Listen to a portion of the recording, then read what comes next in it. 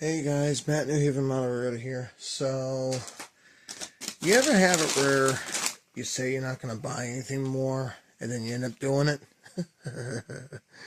So, remember that 2882 Riverossi Malay or Mallet? Well, somebody on Facebook said that it was missing the Worthington water feed. That's the cover. Goes to the, so you look at it, smokestacks here.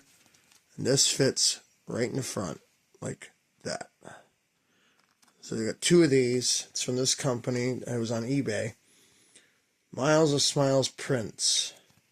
And it says, find us on Facebook. It's got the QR code for that. I had to trim this one and the other one that's on the locomotive now. I trimmed it here and here so it could fit snug right down on the locomotive. But that's not the whole thing of the video. So what I said is, you ever have it where you say you're going to buy something, you're not buying anything more, but you end up doing it? Well, you can see that this bag's loaded with stuff. Friday last week on the 13th, I believe it was, I was not working. I had a day off. And, well, these things followed me home. I went to the hobby store, and I had issues in my car. It's a diesel car. It's a Volkswagen, and long story short, it's good now. There was a part on it that went bad, and when I was going through my divorce, there was a couple other things that went wrong with it, like thermostat, that was shot, and long story short, it's good now. So, yes, I got a locomotive. That's a Kato SD40-2 with a snoot nose. In other words, it's a longer nose so they can put radio-controlled stuff in there. And I got a magazine here, Shoreliner from 1981. Shows an old New Haven, looks like an 060 switcher. And they got caboose pictures and just really neat pictures of locomotives and stuff that we had in Connecticut. Unfortunately, they're all scrapped. I believe there's only one caboose, maybe a couple of them that are left, because Penn Central didn't scrap them, but I believe most of these things are gone. So, anyways, and then I bought a couple car kits. My main reason was going there for this detail kit for an F7 or an F9. I have a Athearn Blue Box F7 that needs the dress-up kit, and I want to get a few more, but a little here, a little there, you know. And plus, I'm trying to pack up stuff to move, and here I'm buying more stuff. This is a Bangor and a Rustic boxcar, and it's got a little blurb on here about brake beam and all that stuff. It's made by this company, Old and Wary Car Shop, which is no longer in business. They used branch line trains out of East Hartford, Connecticut, which they're long gone too. This was part of a 4-pack set, apparently. Road number 7530, 532, 42, and 549. So I got this 49, and this one is the 32. So they got all the wheels and everything in it, and an unpainted body in the bottom. So not bad for consignment. Not bad. Now, the start of the whole thing, this locomotive. This is actually my first Kato, or Kato. I believe it's Kato. So, this is also granted, I have a couple boxcars that have it. British Columbia Railway, number 756. But yeah, I have never had a Kato locomotive. Yes, I paid $80 for it, but I think it's worth it. They used to go for a lot more, especially when they're never run. And yes, I said that. This was never run, ever. The owner of the shop said, "Oh, that's one of mine." I'm like, "Oh, okay." He goes, "Yeah, I didn't get to run it or anything, so just get rid of it." And it's got the bubble wrap in it. There she is. And she is heavy. It's got a 5-pole motor, dual mass flywheels inside. It's DCC ready. It's got a 8-pin socket, which is about here. Got little seats and stuff inside. It's got the horns here. They got a piece of tape holding it down so they can't get out. It's got Kato magnetic style couplers. They look like AccuMate couplers. The plow has been mounted, which I'm surprised it was mounted because usually it's hidden in the detail bag. And then underneath here is all the number boards and everything. And I learned something. Kato actually sells locomotives now with all this installed, so you don't have to do this yourself, which I thought was quite interesting. And that's kind of neat. It's a metal hook. I don't know what that's for. Maybe it's for the couplers? I don't know. But all the handrails are here. Little brake wheel. Number boards. What do you call it? XJF couplers or horn hook couplers are there. And then you got the instruction manual. It has LEDs. DCC socket, factory install for digital operation. But it's DCC ready. It's not DCC fitted. It's ready, but it's not. Like I said, not fitted. Because it says, where is it? Right here.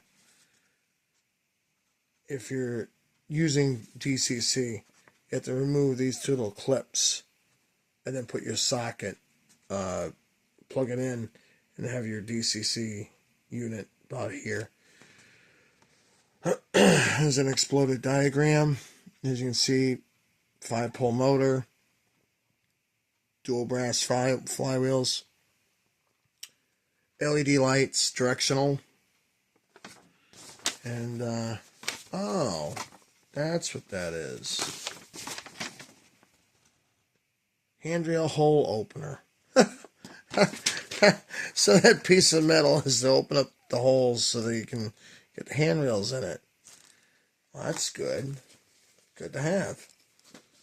Oh, let's see how this thing runs. I did kind of test it, and it does work. And I mean, I shouldn't say that because I mean it technically hasn't run. It needs to get broken in, but it has not run on a track at all. I've literally just took alligator clips to the wheels. Look at that. Isn't it beautiful? Not a single wear on those wheels at all that I can see. As you can see, the couplers, they're plastic. They're split open like that. They're a knockoff of what Katie is. As you can see, the number boards are not installed. There's no figures inside. This is the snoot nose. It's longer. Normally it'd be about here. They made it a little bit longer. Detailed with the fans. Obviously the handrails are not installed yet, but I am planning on installing them when I get the layout going. I want to do like a almost like a celebration thing to get it running and stuff. So, or maybe I might install them because I get bored. So let's take the locomotive, put it on the track. It's actual real first time being on the track, to be honest. So, let's see. Forward's direction. And nope, nothing yet. Come on. Huh. It did run. Maybe the track's dirty.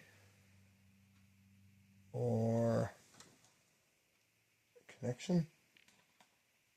Huh. That's odd. Hold on. Alright, I'm back. So I found out what it was. I had to take the shell off. What I did is, there's a tab on the motor that's, I'll show you the exploded diagram. It's on the DCC plate thing. Little tiny tab right there on the motor. Instead of it being, it was swung out this way, so it's touching, there's a piece of metal in here for weight. And I thought it was touching it, and it wasn't.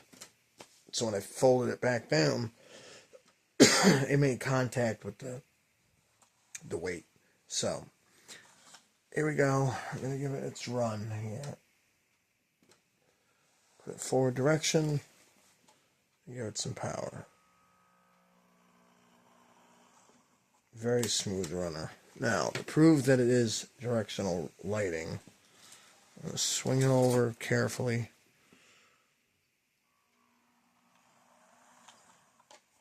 Very smooth runner.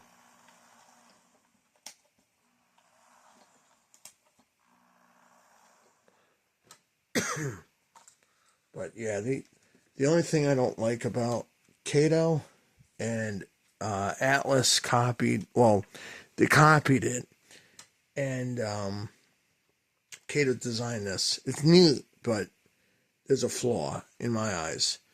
There's little clips, one here, and one here, and there's another one here, and one there. To take the body off, you gotta squeeze it and lift.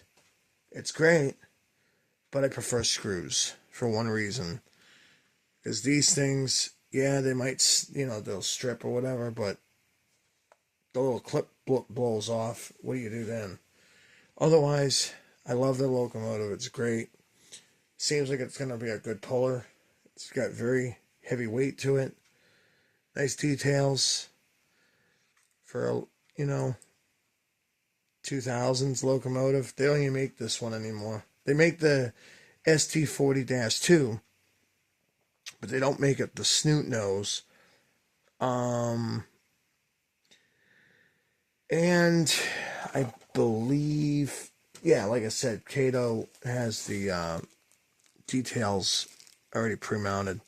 So that is it for the video. There might be one more, I don't know, because I do have a locomotive I bought. Yes, another one. Some eBay seller gave me a good deal on it, and I figured, why not? I'll buy it. But I think I might just wrap up the video making until after I get moved in, which will be in April. So that is it for the video. Have a good day or night, and take care. Sorry for the little delay on the trying to get this thing running. I was, jeez. Look at a little detail there too, the bell. It's cute. Alright, anyways, take care.